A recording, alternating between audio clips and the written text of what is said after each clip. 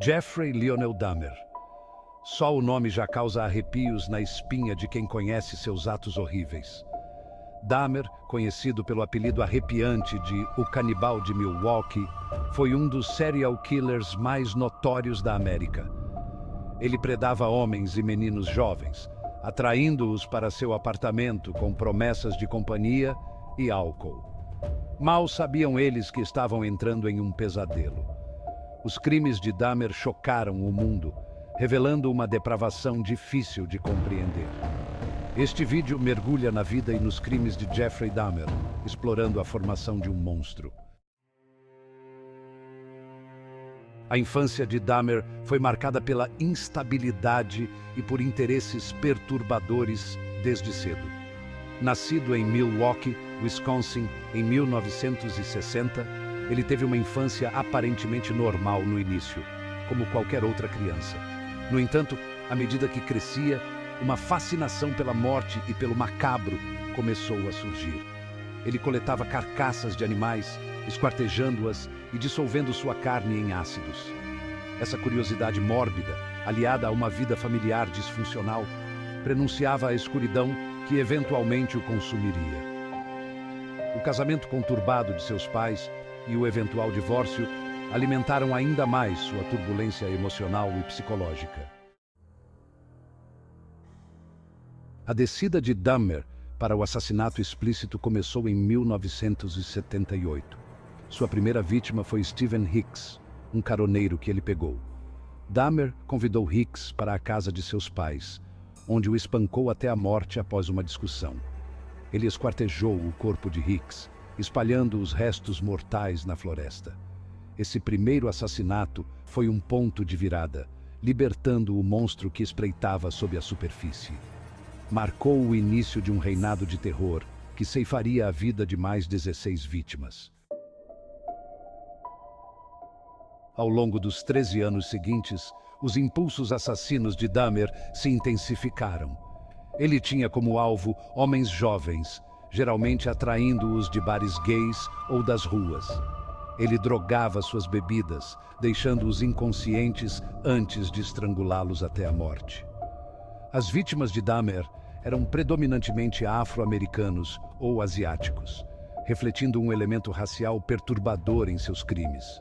Seu apartamento tornou-se um palco grotesco de morte, cheio de ferramentas de seu terrível ofício. O cheiro de decomposição impregnava o ar, um testemunho dos horrores que se desenrolavam dentro daquelas paredes. Seção 5. A metodologia macabra, assassinato e mutilação. Os crimes de Dahmer foram muito além do assassinato. Ele era movido por um desejo perverso de possuir e controlar suas vítimas, mesmo na morte. Ele se envolvia em atos de necrofilia, canibalismo e esquartejamento.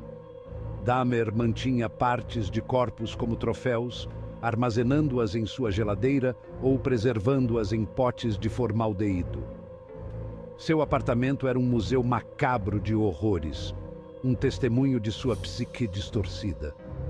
Fotografias encontradas na cena do crime retratavam suas vítimas em vários estágios de esquartejamento, um lembrete arrepiante da brutalidade que ele infligia. Seção 6. Uma coleção macabra. Troféus de terror. O apartamento de Dahmer era mais do que apenas um local de assassinato. Era um lugar onde o horror se manifestava de maneiras inimagináveis. Era um santuário para sua obsessão horrível. Cada canto do apartamento contava uma história de terror e depravação. Ele coletava e preservava partes de corpos como se fossem troféus de suas conquistas macabras, criando uma coleção macabra que refletia seu desejo de dominar e controlar. Cada item na coleção era uma prova de sua mente perturbada. Crânios eram mantidos como troféus sinistros, cuidadosamente organizados em prateleiras, suas órbitas vazias, olhando fixamente para o abismo, como se guardassem os segredos mais sombrios de suas vítimas. Um tanque de ácido usado para dissolver carne ficava em um canto, sempre pronto para apagar qualquer evidência. Permanecia como um lembrete arrepiante de suas tentativas de apagar seus crimes. O tanque era um símbolo de sua tentativa de esconder a verdade. Esses artefatos horríveis ofereciam um vislumbre da mente de um assassino, cada um mais perturbador que o outro, revelando a profundidade de sua depravação. A coleção de Dahmer não era apenas uma exibição de horror, mas um reflexo de sua alma distorcida e de seus desejos mais sombrios. Seção 7. Uma fuga estreita. A noite em que Tracy Edwards reagiu. Em julho de 1991, o reinado de terror de Dahmer chegou ao fim graças à bravura de um homem, Tracy Edwards. Edwards, que havia ido ao apartamento de Dahmer após a promessa de dinheiro para posar para fotos, conseguiu escapar. Ele alertou a polícia, levando-os de volta ao apartamento de Dahmer. A fuga de Edwards foi um momento crucial, trazendo à tona os horrores que estavam escondidos dentro daquelas paredes por tanto tempo. Sua coragem evitou mais perdas de vidas e levou um monstro à justiça. Seção 8. Desmascarando um monstro, a prisão e as descobertas macabras. Ao entrar no apartamento de Dahmer, os policiais se depararam com uma cena de horror inimaginável. O ambiente era sombrio e opressor, com cada canto do apartamento revelando um novo detalhe perturbador. O ar era denso, com um cheiro de decomposição, uma mistura nauseante de morte e decadência. Os policiais mal podiam acreditar no que estavam vendo. Partes de corpos estavam espalhadas pelo apartamento, um testemunho da carnificina que havia ocorrido ali. Cada pedaço de evidência contava uma história de terror e sofrimento inimaginável. Fotografias de suas vítimas, muitas retratando o processo horrível de esquartejamento, foram encontradas em uma gaveta. Essas imagens eram um registro macabro dos atos monstruosos de Dahmer. A descoberta da coleção macabra de Dahmer causou ondas de choque em Milwaukee e em todo o país. A comunidade estava em estado de choque, incapaz de compreender a extensão da maldade que havia ocorrido tão perto de casa.